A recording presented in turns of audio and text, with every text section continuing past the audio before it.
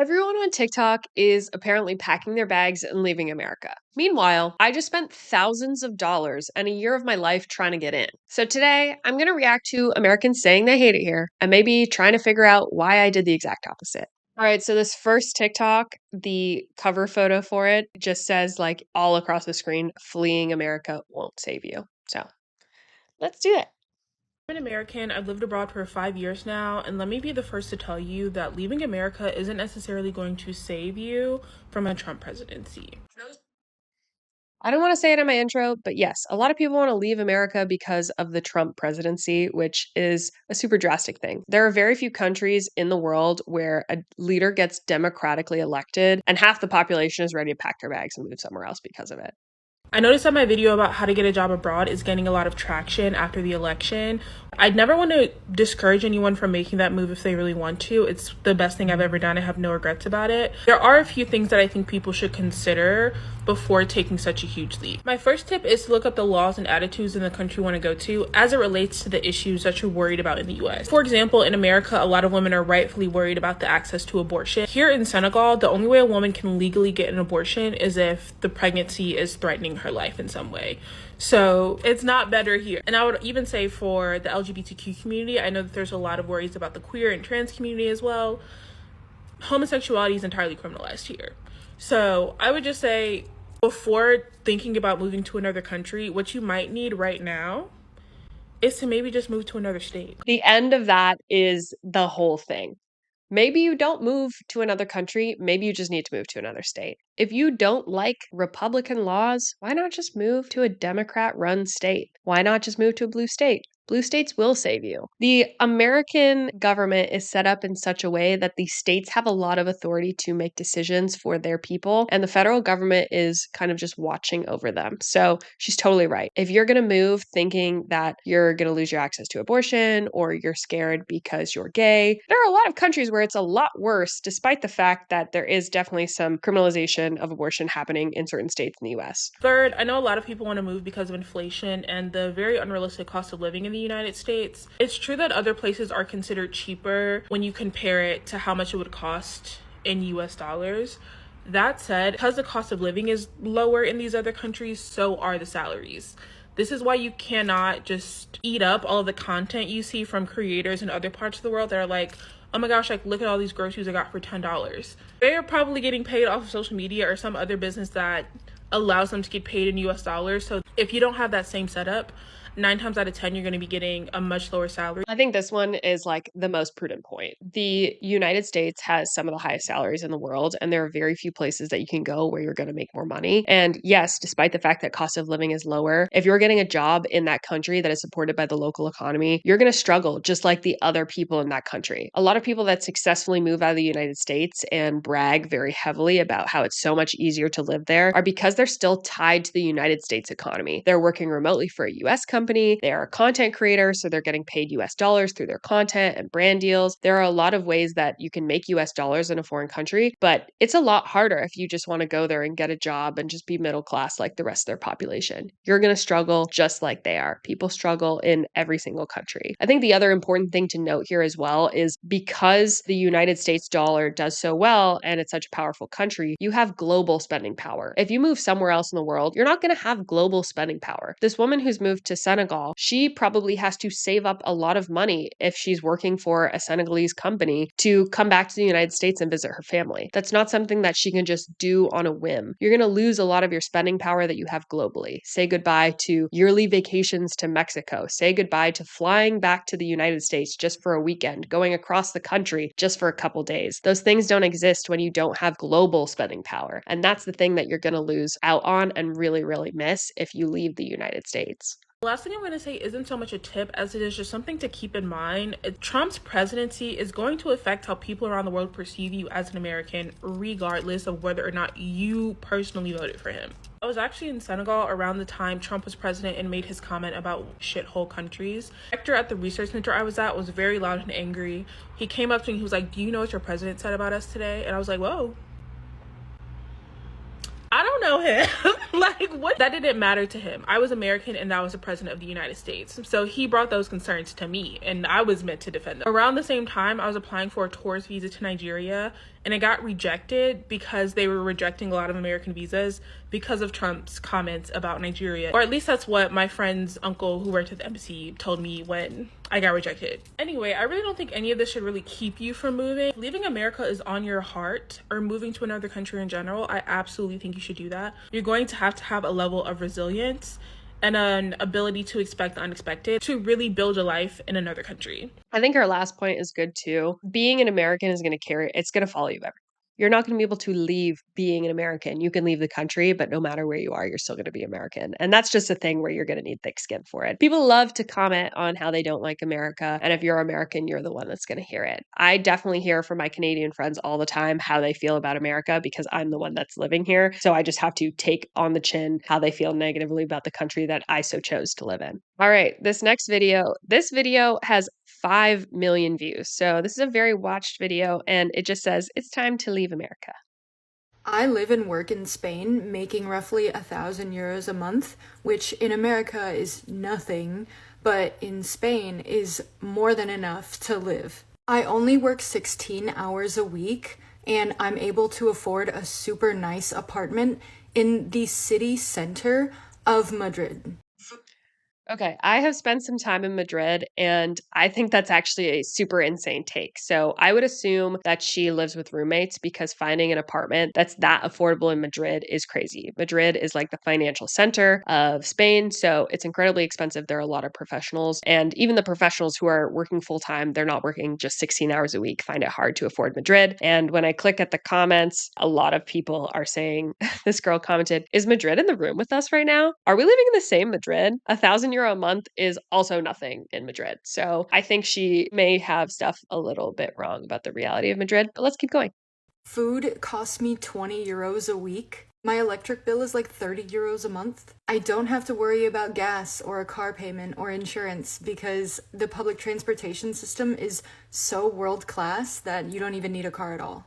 Madrid is like the New York of Spain, except if you were living in the city center of New York, you'd have to be making literally at least $5,000 a month, and that's extremely lowballing it. Just their way of life in general, like, is so much more relaxed and just taking time to enjoy life rather than just working constantly. They literally have a siesta in the middle of the day where they take 3 hours to go nap or go to a coffee shop to hang out with friends. Like, the American mind cannot fathom. It's just crazy to me because, like, you've been told growing up your whole life that America is the best country in the world. That's just so far from the truth. And it's like very obvious how much worse it is now that I've gotten out.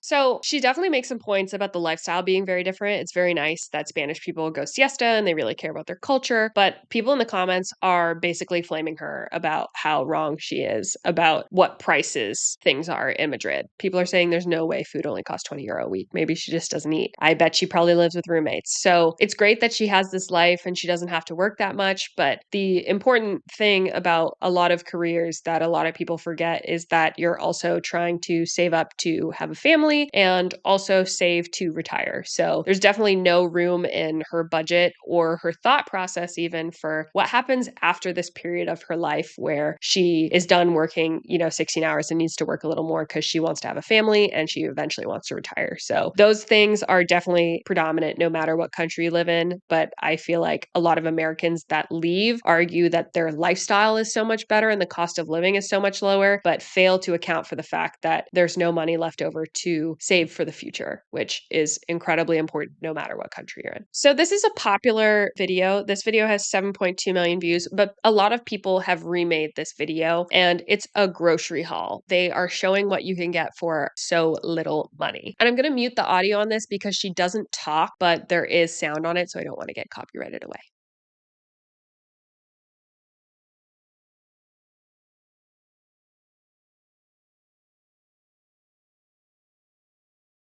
So in this video, she's showing that for 20 US dollars, she's getting meat, cheese, butter, juice, yogurt, a bunch of different food, which is great. Super glad that she can afford that much food. But point one, she's saying 20 US dollars. Whatever country she's in Europe. I don't know what country she's in. We're not talking about dollars. We're talking about euros. And it's going to be a lot harder to earn €1 in Europe than it is to earn $1 in the United States. So that's one thing that differs. A lot of people in the comments are definitely agreeing with her that that is a lot of food, which I agree with. Yeah, you're getting a lot of food. But like the girl said in the very first video, if you are part of the local economy and you are employed in the local economy, the amount of food that she's getting will be very on par with the salary that she's getting. It feels like a lot because 20 US dollars doesn't get you very far in the United States, but it gets you very far elsewhere because the US dollar is so powerful. I think that kind of lends a hand to why staying in the US and making US dollars is a great idea as well. This next video is about the statistics of Americans moving abroad, and it just says American citizens are leaving America. This is not a political post, but you know how people are always saying if you don't like it, then you can leave? Well, people are, and in rapidly increasing numbers. As you can see, this article reports that there's been a 102% increase in people who have elected for the expat lifestyle, meaning people who are leaving America. So this guy is a floating head above an article where it basically says that an 102% increase compared to the last quarter of 2024, saying there is a 102% increase in US citizens leaving the US compared to the last quarter of 2024. And I have two major comments on this thing. Number one, it says an estimated 1,285 US citizens left in the first quarter of 2025. In a population of 330 million people, that is actually not that many. An 102% increase is not a big increase when the sample size is so small. People really are not leaving, so that feels a little bit clickbaity. The second part that I do want to point out is culturally, leaving in Q4 of a year is really hard for Americans. You're going to leave between October to December of a year. Seems a little unlikely. You'd rather just stay. You want to do Thanksgiving with your family. You want to do Christmas with your family, and you're going to leave, start fresh in the new year somewhere else. So statistically, it's just more common for people to leave in Q1 of a year than Q4. So I don't really think this is a valid stat. And I picked this video to talk about it. One, to point out that not that many people are actually leaving, despite so many people on the internet talking about leaving, and just how wrong some people's statistical analysis of things are. So that was my point on this video. And really, not that many people are actually leaving. This last video says leaving America requires planning and lots of money. And I think this woman makes a really good point, so I'm going to sit and watch the whole video.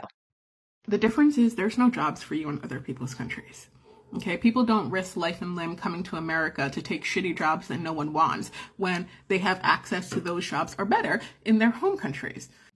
Exactly. Why are people still working so hard to make it to America? All across the spectrum of skilled. You have unskilled workers, people who just want to come here and be laborers and farmers and do very basic tasks, who are still risking their lives to move here legally or illegally. And then people all the way up the spectrum who are highly skilled workers who are also coming here. Why would people come here if they had opportunities at home? And why do you think that opportunities in their country are going to be available to you, a foreigner, more than they were available to them when they were there and they still chose to leave the United States? I think this is a really good point and people forget about it all the time. Okay, and in fact, I know so many professionals, doctors, lawyers, dentists even, who make more doing bullshit jobs in America than they did in their trained professions back home.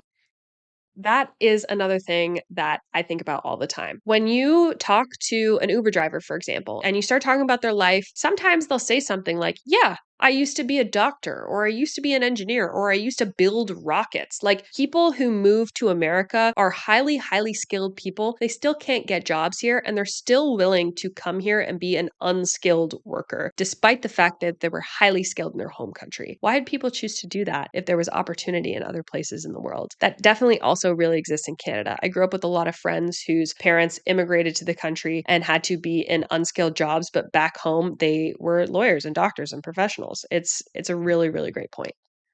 For all the bullshit, America is still a place where you can make an opportunity as opposed to other places where you need to come with your opportunity. Add on to that, it's actually hard as shit becoming a resident in most countries. And in a lot of places in the world, you can't rent an apartment, you can't buy a piece of property, nor can you start a business without being a resident. And that residency process will, at very minimum, is going to cost you tens of thousands of dollars.